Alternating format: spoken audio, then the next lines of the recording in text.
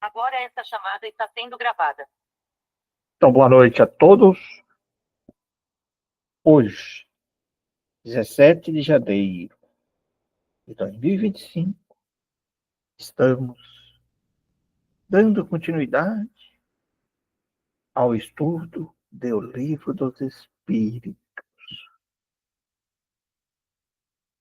Lembrando aos nossos colegas que nos assistem o vídeo através do YouTube, que consegue os vídeos nas mídias, que esse estudo ele é transmitido ao vivo às sextas-feiras, às 19 horas. E aqueles que quiserem, assim, acompanhar presencial junto conosco, basta entrar no nosso site. Lá existe todo o caminho para que a pessoa possa fazer a inscrição e receber o link dentro de um grupo de WhatsApp para participar ao vivo. Todos serão bem-vindos. E também lá no nosso site, www.beijodosenhor.org.br, pessoas encontrarão ali os links, as playlists, né, para assistir os estudos anteriores dessa obra, como também das outras obras, dos outros estudos que nós temos da Revista Espírita. Uma gama de material aí para aquelas pessoas que gostem. Sempre lembrando que esse estudo é realizado pela Sociedade Espírita, Obreiro do Senhor de Curitiba, Paraná. Então, nós estamos dando continuidade, nós estamos aqui na sequência do nosso estudo, no estudo 36. E no estudo 36, nós estamos dando continuidade aí à parte segunda do capítulo, no capítulo 11, onde nós estávamos abordando aí dos três reinos, né? Nós já vimos nos estudos anteriores, aqueles que quiserem acompanhar melhor esse tema, o capítulo que fala sobre minerais das plantas, os animais e o homem, e aí ficou para agora, nesse ano, sobre a mente e psicose. É um tema bastante interessante, que algumas linhas filosóficas e religiosas adotam, né, essa técnica, essa hipótese da mente e psicose, né? Então, primeiro vamos ver a pergunta aqui de 611, que o Kardec pergunta para os espíritos. Por terem os seres vivos uma origem comum no princípio inteligente, não é a consagração da doutrina da mentepsicose? Só para colocando aqui, que muitas pessoas às vezes não conhecem, a mentepsicose ela tem como fundamento que o espírito, né, o homem, né, ele pode retroagir e reencarnar como um animal, né? Então, esse é o conceito básico da metempsicose. Então, quer dizer que o homem, se ele comete alguns desvios, alguma coisa assim, esse é o conceito dele, que tem da metempsicose, que ela poderia, né? Pode se reencarnar, na hipótese deles, no corpo de um animal. Mas vamos ver a resposta. Duas coisas podem ter a mesma origem e absolutamente não se assemelharem mais tarde. Quem reconheceria a árvore com suas folhas, flores e frutos, no germe, informa que contém sementes, que se contém na semente. De onde ela surge?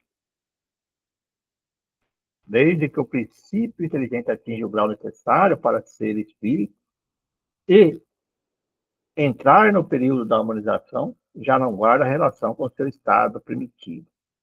E já não é a alma dos animais, como a árvore, já não é a semente.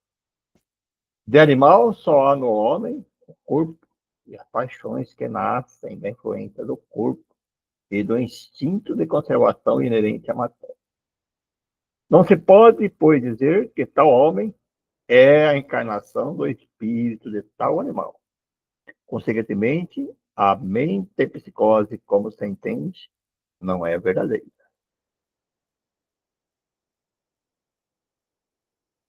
612. Poderia encarnar no animal Olha, o Kardec continua perguntando mais específico, né, mais direto. Né? Poderia encarnar no animal o espírito que animou o corpo de um homem? Resposta bem clara. Isso seria retrogradar. E o espírito não retrógrada. O rio não remonta à sua nascente. Está na questão 118. Na questão 613. Embora de toda errônea, a ideia ligada à mente psicose não terá resultado no sentimento intuitivo que o homem possui de suas diferentes existências? Resposta. Nesta, como em outras, como em muitas outras crenças, se depara esse sentimento intuitivo.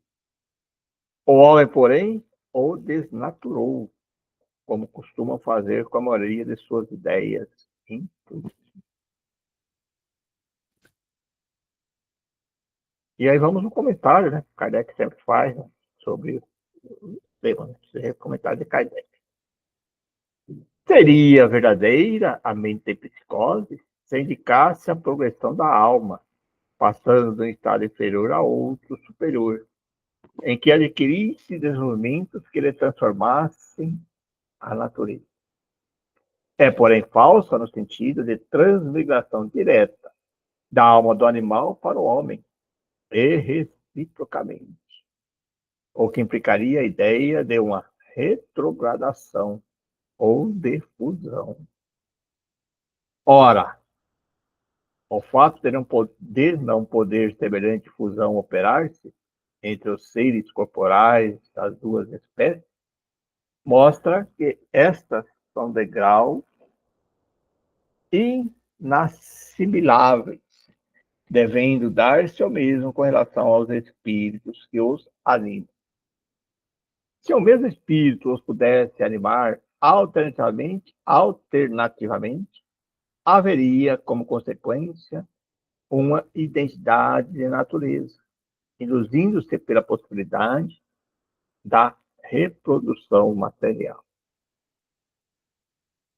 A reencarnação, como os espíritos o ensinam, se funda, ao contrário, na marcha ascendente da natureza e na progressão do homem, dentro de sua própria espécie, o que em nada lhe diminui a dignidade. O que o rebaixa é o mau uso que ele faz das faculdades que Deus lhes otorgou para que progrida. Seja como for, a ancianidade e a universalidade da doutrina da metapsicose e, bem assim, a circunstância de terem professado homens eminentes prova que o princípio da reencarnação se radica na própria natureza.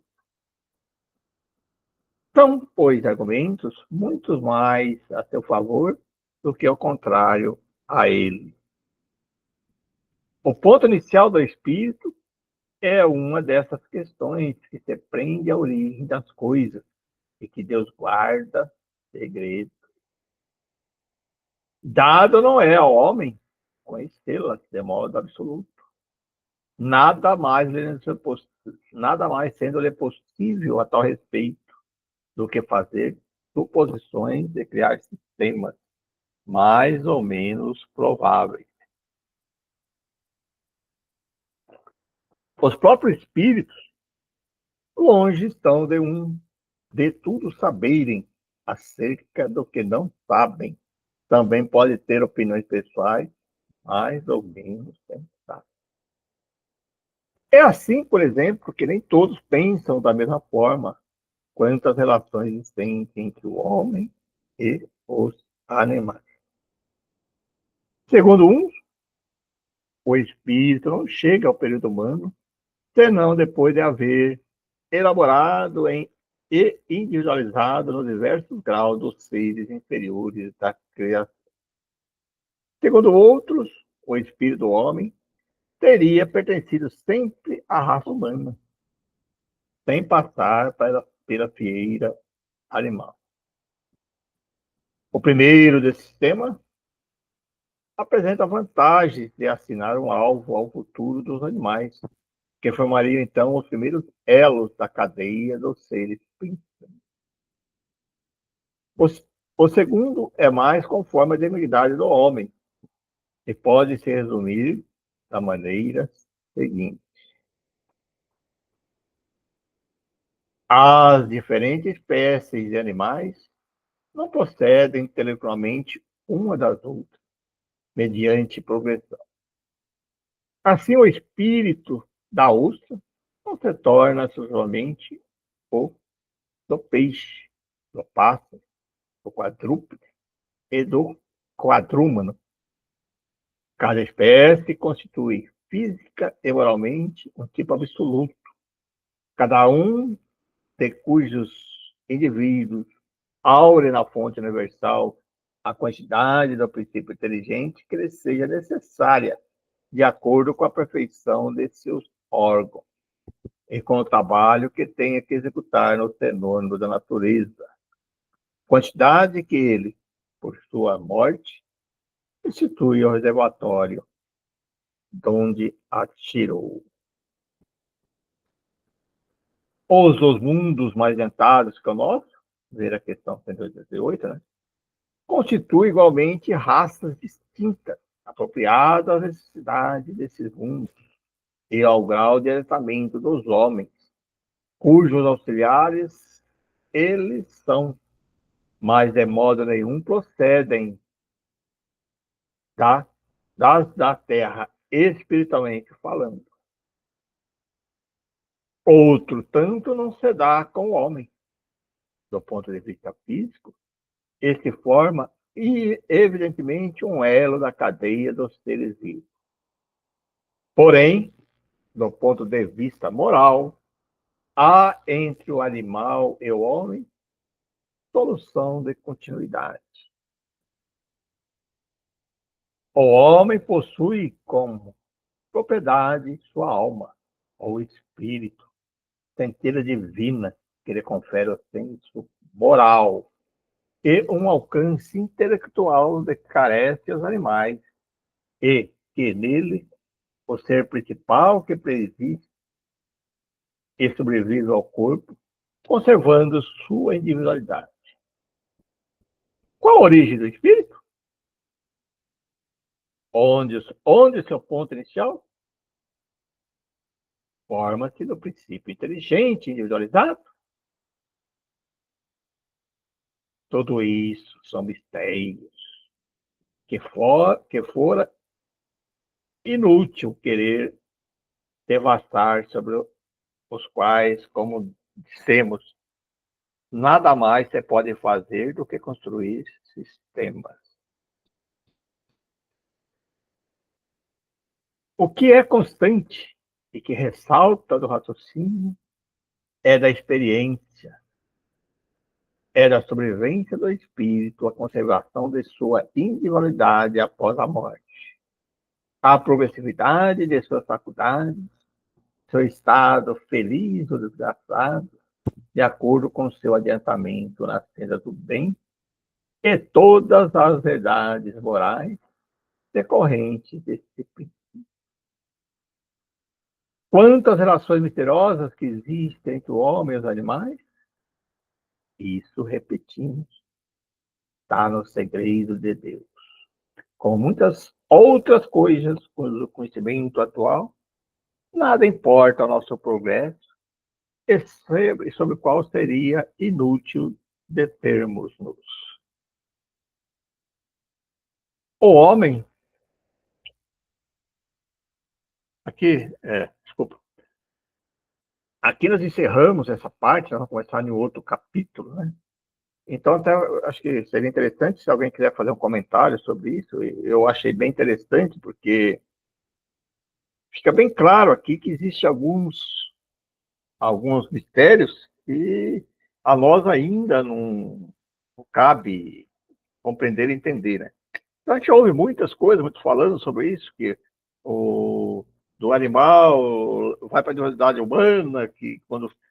Mas aqui o texto deixa bem claro, esse texto aqui, na outra parte, que ainda existem só mistérios, que nós não sabemos certinho como é que é essa, vamos dizer assim, o início da criação do espírito, sabemos que ele inicia assim, na forma mais primitiva, né, que vai evoluindo, mas da onde é que surge, né? Ele dá exemplo, por exemplo, dos animais, né, que tem que alguns falam, era um cachorro é mais evoluído, cria esse monte de histórias, muitas coisas aí, mas no fundo, nós não sabemos, o texto deixa bem claro, não existe assim nenhum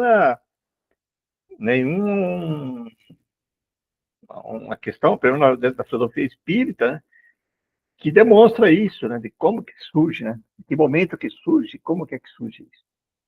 Se alguém quiser fazer um comentário sobre esse tema para nós começarmos outro capítulo, está liberado aí. Um comentáriozinho sobre aquele termo diferente ali, que assim, a gente fez aquela observação no início, logo de cara, né, em relação à definição, o espírito não regride, ponto, né? Então, não precisava nem ter na explicação, porque a gente já aprendeu isso, né? Se o espírito não regride, como ele pode, né? Se o espírito vir, né, depois, na outra encarnação, ser um animal, se ele não regride. Então, isso é uma coisa bem óbvia, né? Acho bem óbvio isso. Mas interessante saber de onde que surgiu esse termo e por quê.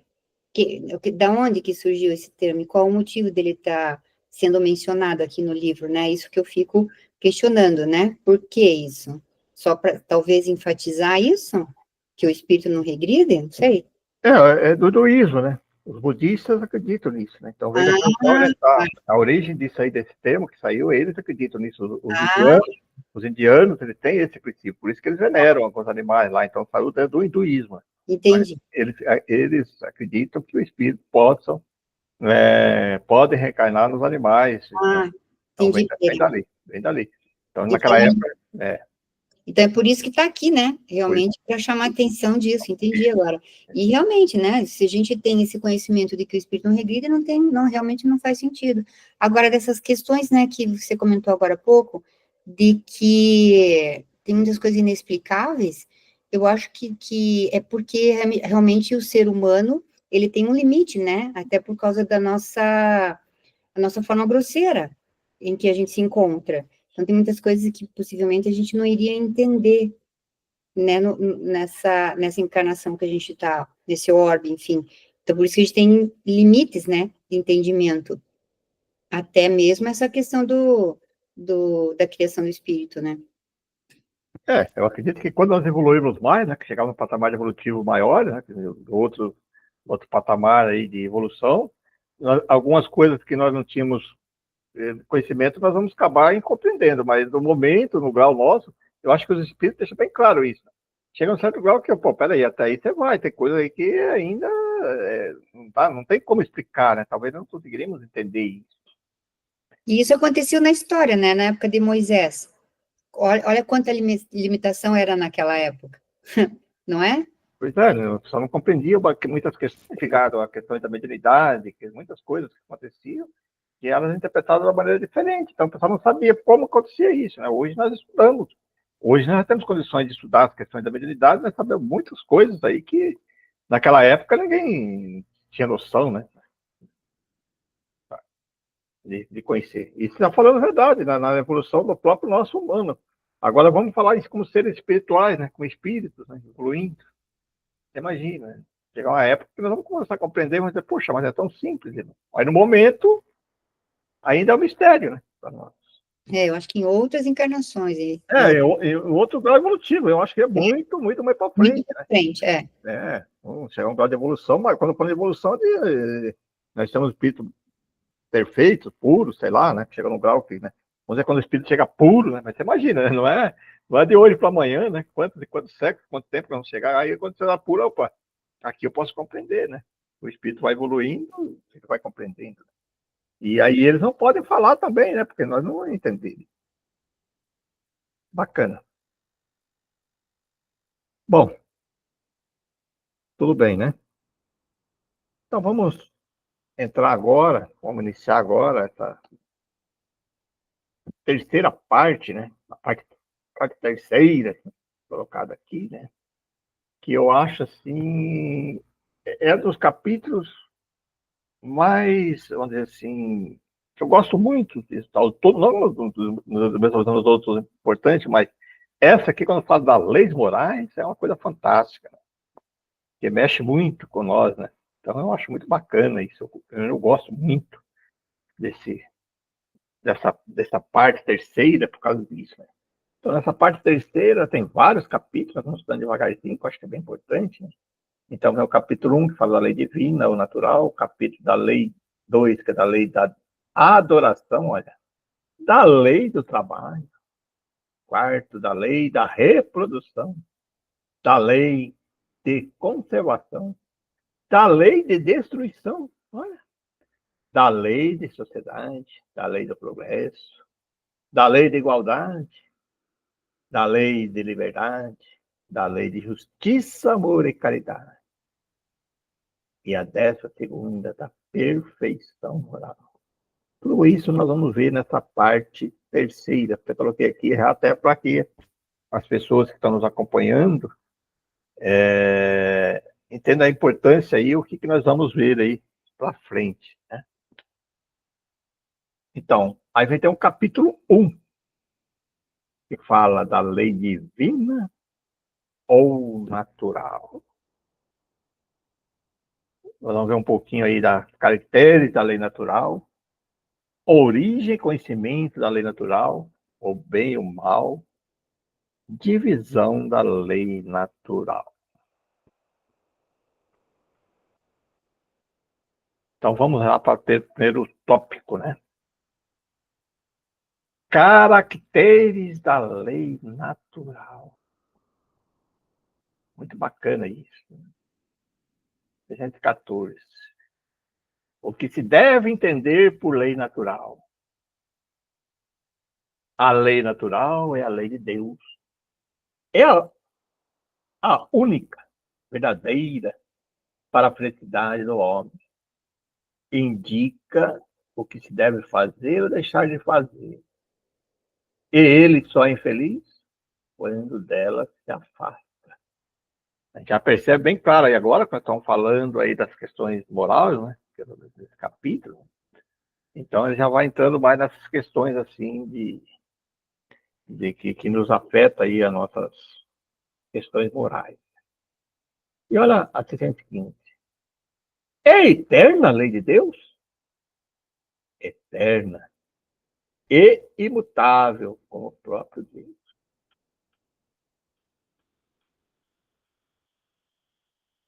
Olha, interessante essa outra questão, né? Porque, pô, é eterna e como é que muitas vezes for pensava diferente, né? Então ele coloca, ó, 616. Será possível que Deus, em certa época, haja prescrito aos homens o que noutra época lhes proibiu? Será possível? Deus não se engana.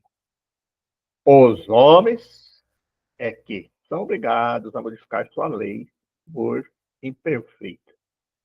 As de Deus, essas são perfeitas. A harmonia que reina no universo material, como no universo moral, se funda em leis estabelecidas por Deus desde toda a eternidade. Interessante que até agora há pouco a Ana comentou aí sobre a questão da época de Moisés, ela bem antiga, né? Então a lei era a mesma de hoje. Só que os homens aí mudavam, né?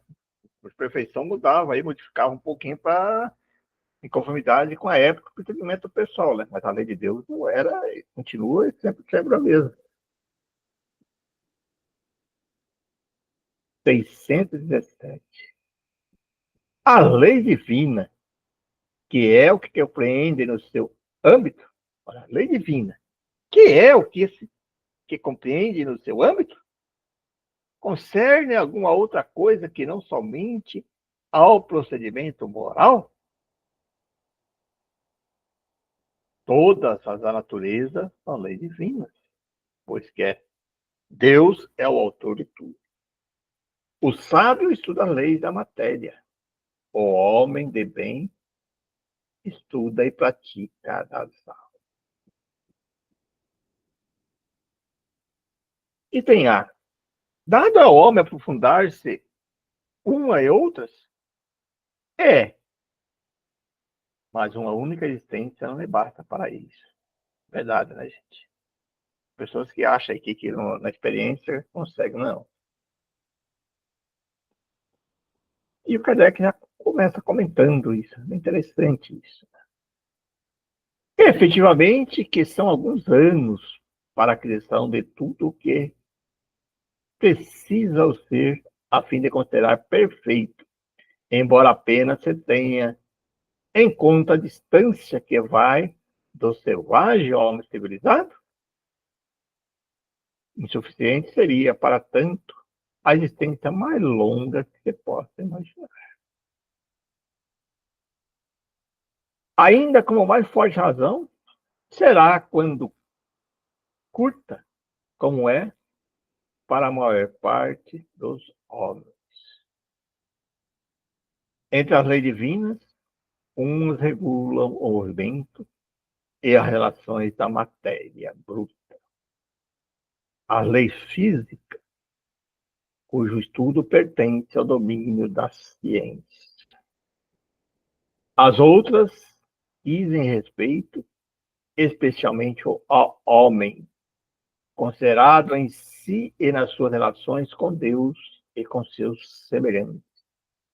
Contém as regras da vida, do corpo, bem como as da vida da alma. São as leis morais. 618. São as mesmas para todo o mundo as leis divinas? A razão está a dizer que devem ser apropriadas à natureza de cada mundo e adequadas ao grau de progresso dos seres que os habitam.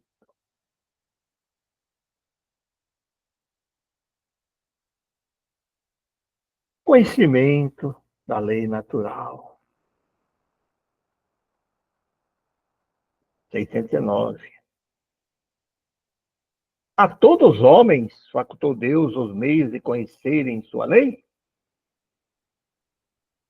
Todos podem conhecê-la, mas nem todos a compreendem. Os homens de bem e os que se decidem a investigá-la são os que melhor compreendem. Todos, entretanto, a compreenderão um dia, porquanto forçoso é que o progresso efetue.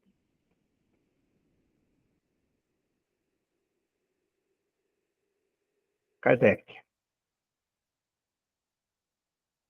A justiça das diversas encarnações do homem é uma consequência desse princípio, pois que em cada nova existência, sua inteligência se acha mais desenvolvida e ele compreende melhor o que é bem e o que é mal.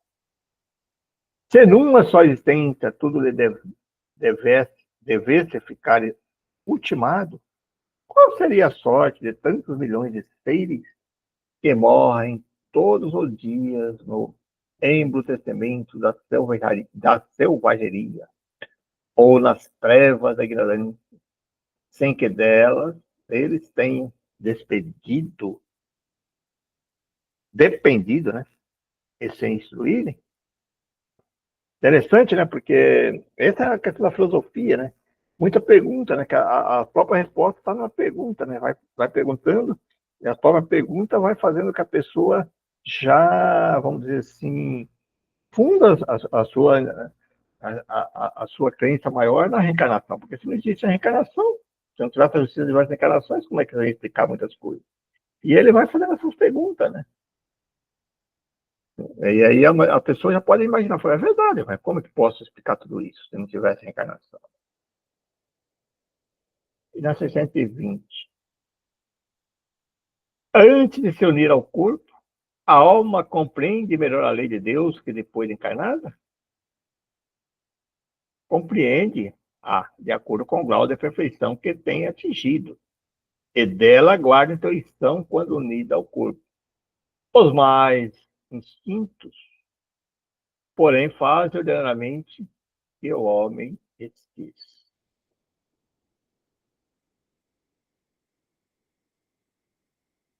E essa pergunta aqui é fantástica, né? Onde está escrita a lei de Deus? Na consciência. Ah, visto que o homem traz em sua consciência a lei de Deus, que necessidade havia de ser revelada? Olha que pergunta, né, gente? Pô, está na consciência, por que precisa a pessoa ficar falando? Ele a esquecera e desprezara. Quis então Deus que lhe fosse lembrado. 622. Confiou Deus a certos homens a missão de revelar a sua lei? Indubitavelmente.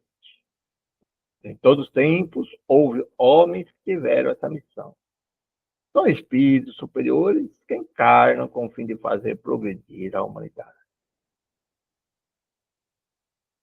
623.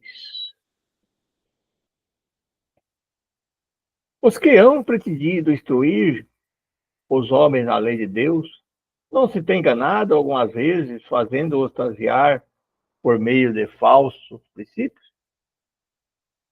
Certamente, han dado causa a que homens se transviassem, aqueles que não eram inspirados por Deus e que, por ambição, tomaram sobre si um encargo que lhes não fora cometido.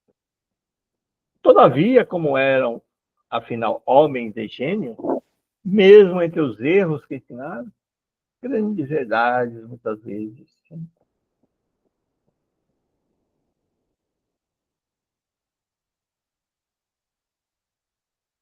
E a 624. Qual o caráter do verdadeiro profeta? O verdadeiro profeta é um homem de bem, inspirado por Deus. Podeis reconhecê-lo pelas suas palavras e pelos seus atos.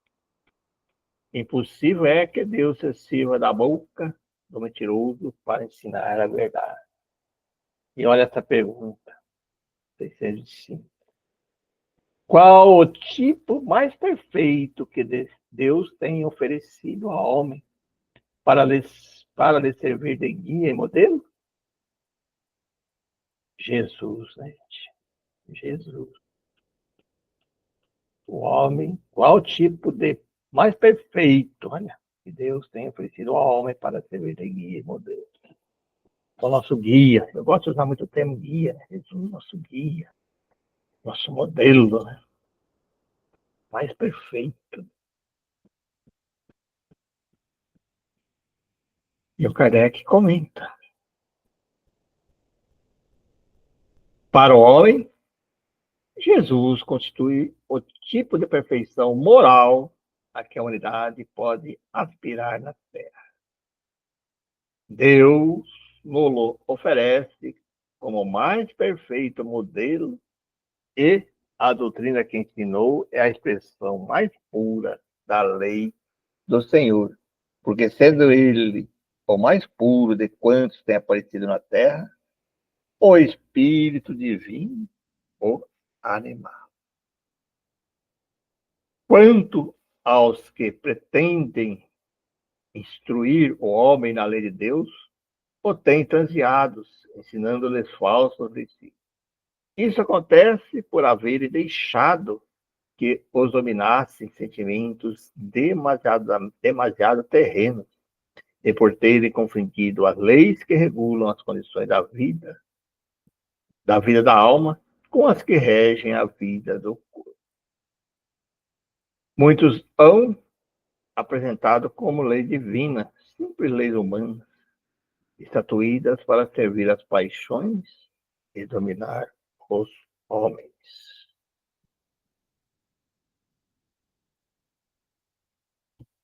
Dando continuidade na 626. Só por Jesus foram reveladas as leis divinas e naturais? Antes do seu aparecimento, o conhecimento dessas leis, só por intuição os homens o tiveram? Olha a resposta. Já não dissemos que elas estão escritas por toda parte? desde os séculos mais longínquos, todos os que meditaram sobre a sabedoria hão podido compreendê-las e ensiná-las.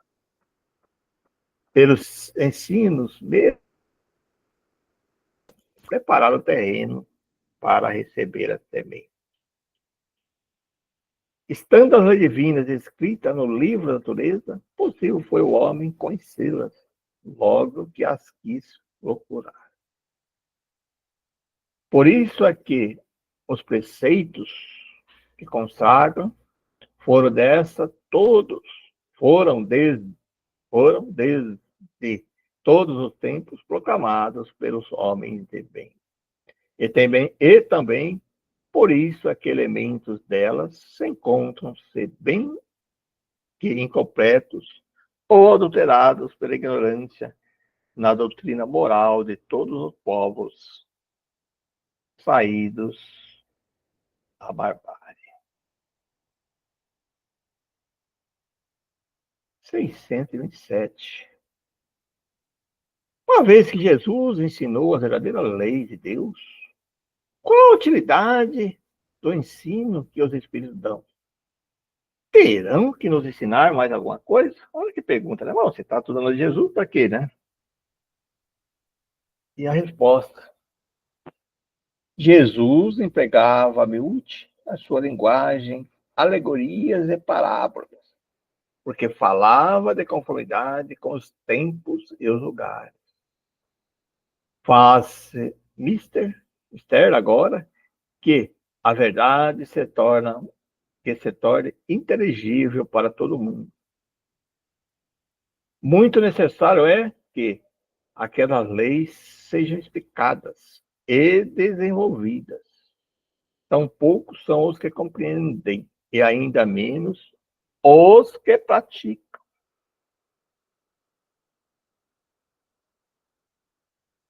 A nossa missão consiste em abrir os olhos e os ouvidos a todos, confundindo os orgulhosos e desmascarando os hipócritas, os que vestem a capa da virtude e da religião, a fim de ocultarem suas torpezas. O ensino dos espíritos tem que ser claro e sem equívocos, para que ninguém possa pretextar ignorância e para que todos possam julgar e apreciar com a razão. Estamos incumbidos de preparar o reino do bem que Jesus anunciou. Daí a necessidade de que ninguém seja, de que a ninguém seja possível interpretar a lei de Deus ao sabor de suas paixões, nem falsear o sentido de uma lei toda de amor e de caridade.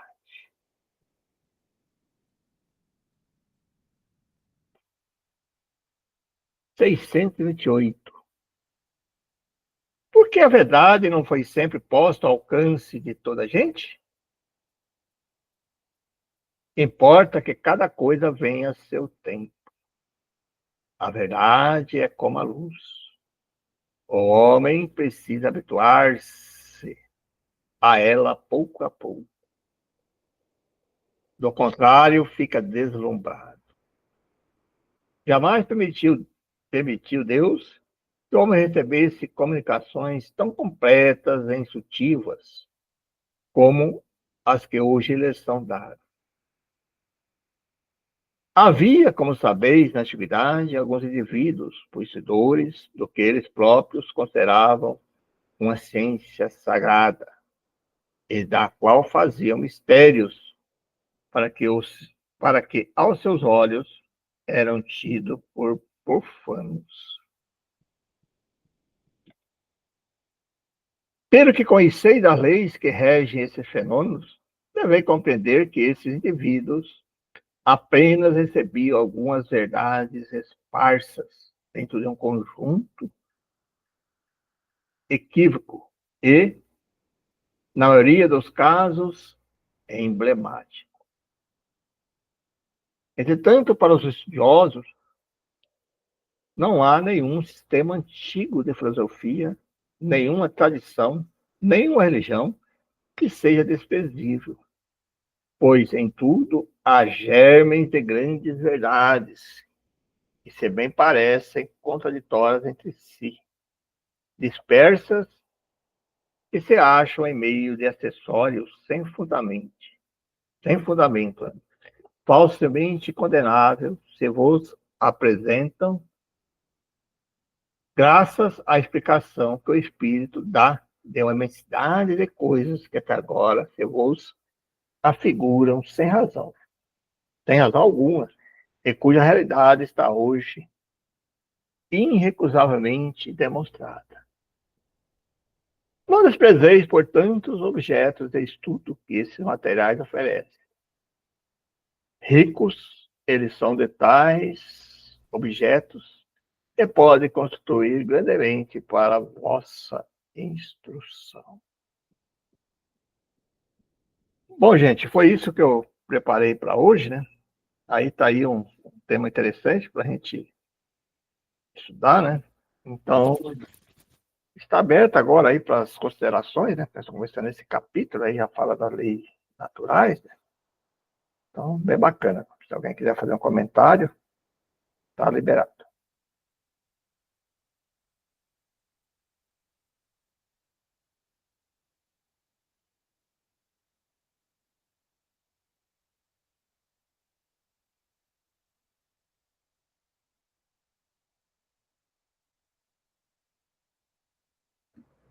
Acho que a Luciana está falando, mas está fechado o microfone dela. Ah, é verdade. Tem que começar a falar de novo, querida. Luciana, Desculpe, vou abrir aqui. aí. Quando começou a ler ali sobre a lei natural, eu achei interessante, me deu uma coisa assim dentro da alma, no sentido de como é importante que a gente estude as coisas profundamente para a gente ter mais consciência, né? Mais ciência das coisas.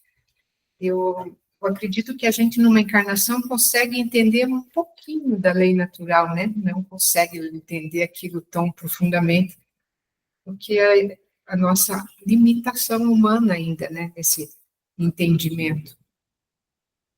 Mas eu acho muito bonito esse estudo também, concordo com o João Pereira, porque ela vai abrindo para nós, cada vez que a gente lê, a gente vê um ponto de vista a mais, né? Do conhecimento das leis naturais. Então, não sei, agora que me ocorreu de pensar sobre isso um pouquinho mais a fundo.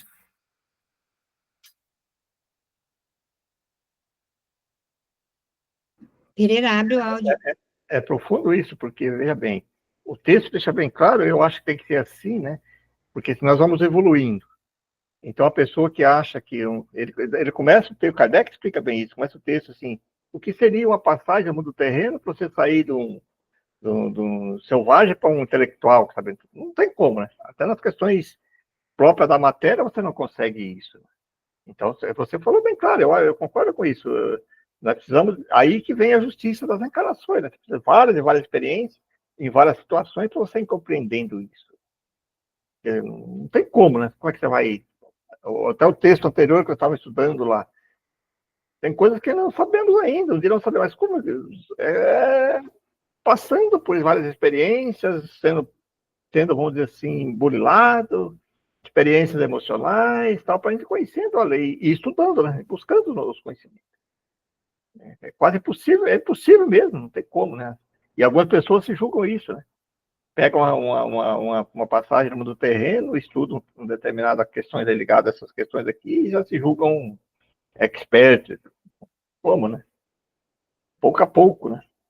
Passo a passo. Experiência por experiência. Eu acho que evolui muito a questão intelectual também, né? Porque quanto mais conhecimento, que nem a Luciana falou, né? Se você estudar, se você tomar conhecimento dessas leis naturais, por exemplo, né? Buscando conhecimento. Então, quanto mais intelectualizado vai se tornando o espírito, né? Então, ele vai entendendo mais também essas leis, né? Tanto das leis morais também. Que eu acho que é todo um entendimento de estudo.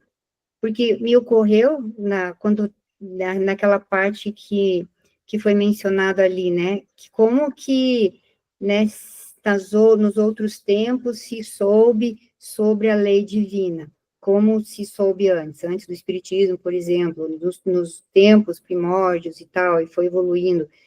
Veja bem, eu lembro de ter estudado sobre os filósofos, eu estudei um tempo sobre neurociência e tinham muitas observações sobre os filósofos, o que eles pensavam na época, desde medieval e depois na época antiga. Então, por exemplo, Sócrates, Platão, o Epiteto, é impressionante, absolutamente impressionante o pensamento deles, o que eles escreveram. Ali, muitas das coisas são as leis morais, mas umas leis morais perfeitas, o que eles colocavam, que na época como eles tinham que agir, comportamento perfeito, como hoje, muito próximo das leis morais que Deus coloca ali no nosso evangelho, né? Então, muito antes já tinham essas leis morais, já existiam essas leis morais na intuição do homem, do espírito, nas meditações, que nem falou ali, né?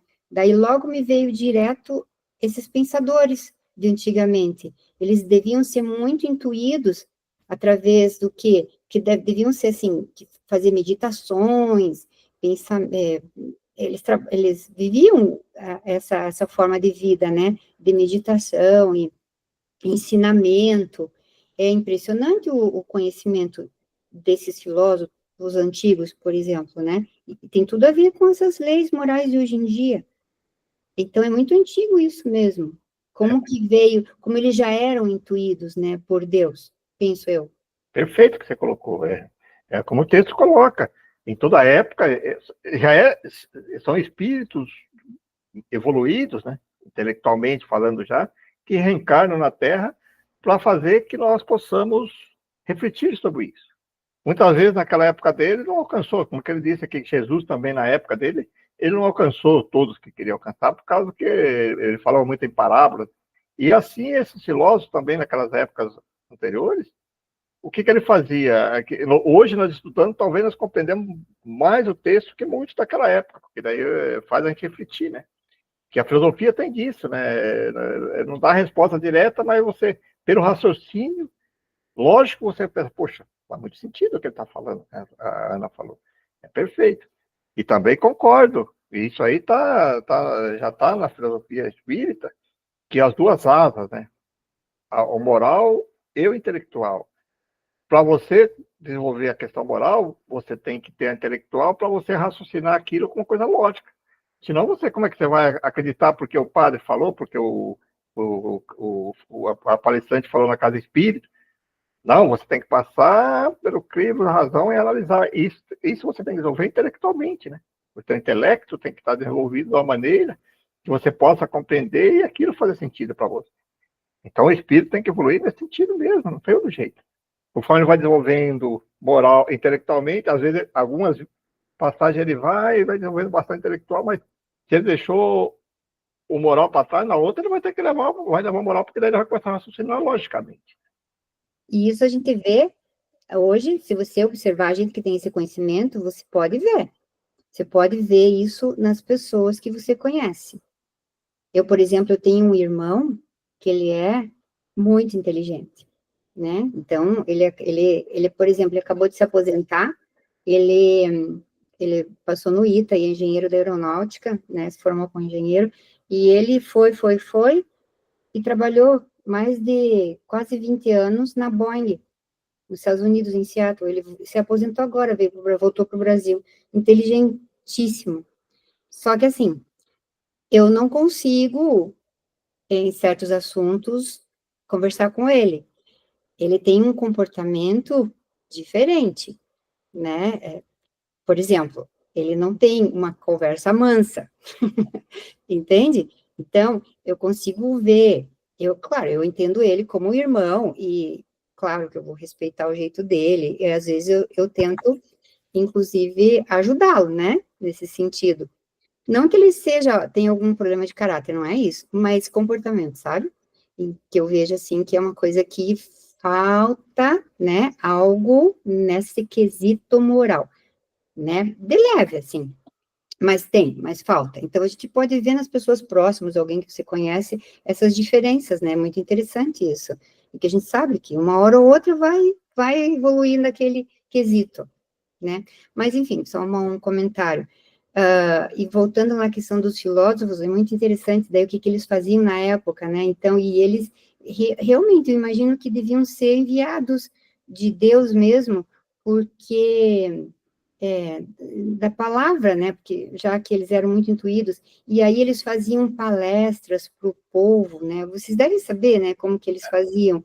E aí eles pegavam aqueles manuscritos lá, sei lá como que era, né? Aquilo escrito, sei lá, muito rudimentar. E aí eles iam no meio do povo e começavam a falar aquilo tudo, tentar influenciar as pessoas, ensinar aquelas leis morais que eles, né, pregavam, muito interessante, sim, eu imagino que eram enviados, né? Com certeza. Eu tenho um livro, não lembro agora aqui, mas é do Platão, comentando sobre esse tipo que você está falando assim, de chegar perto do povo. Então, numa das passagens, eles chegavam em um determinado lugar e abriam uma rodada de conversa, de conversa de perguntas. Isso. Aí as pessoas começavam a perguntar, né? Era pergunta e resposta. Aí, vamos estar falando hoje aqui sobre espiritismo, a hipótese. Aí um dava uma resposta. Aí o outro analisava assim, mas isso responde assim, assim, né? Mas ele não responde certo. Aí o outro, outra. E aí conta naquelas rodas de conversa, não lembro agora um tema lá que coloca lá, que demoravam semanas e meses discutindo. É o que falta hoje, né? As pessoas não discutem as coisas. Já quer uma resposta pronta, né? Eu vejo que a gente começa a falar as coisas, a pessoa já quer. Como é que. Naquela época eles discutiam no bom sentido. Fala, puxa, mas ainda está faltando alguma coisa. E vai. E ali fala, no texto, falando assim, puxa, demorou-se não sei quanto tempo lá, meses, à noite, se reunindo, então, continuando aquele assunto, para depois, numa última questão, chegar assim, agora isso satisfaz todas as questões. A definição é essa. Então, hoje as definições são muito curtas, né? Então, eles tinham isso. O filósofo era bem isso. Ele chegava e a maneira de mostrar, né, para a humanidade, os conhecimentos de uma maneira assim, discutir o assunto, né, que hoje falta muito isso. Exatamente. Eu li um livrinho que é do Epiteto, sabe? Ele é um livro de pensamentos, assim, dele. Muito interessante. Puxa, que pena que eu não lembro agora. Eu devo ter ele aí. Mas é impressionante. Impressionante. Coisas do dia a dia que você aplica literalmente hoje em dia. Impressionante. Eu também gosto. Estudo bastante. Quando tenho chance, eu gosto. Tanto é que a doutrina espírita é filosofia, né? A filosofia por causa disso. Exato. Cada perguntas, questionamentos, ele vai colocando da maneira clara e racional. Bacana, né, gente? Eu acho que esse capítulo vai nos proporcionar bastante conhecimento e bastante. Vai dar para aprofundar bastante aí no nosso desenvolvimento, né? Moral, intelectual também. Tudo bem? Mais algum questionamento?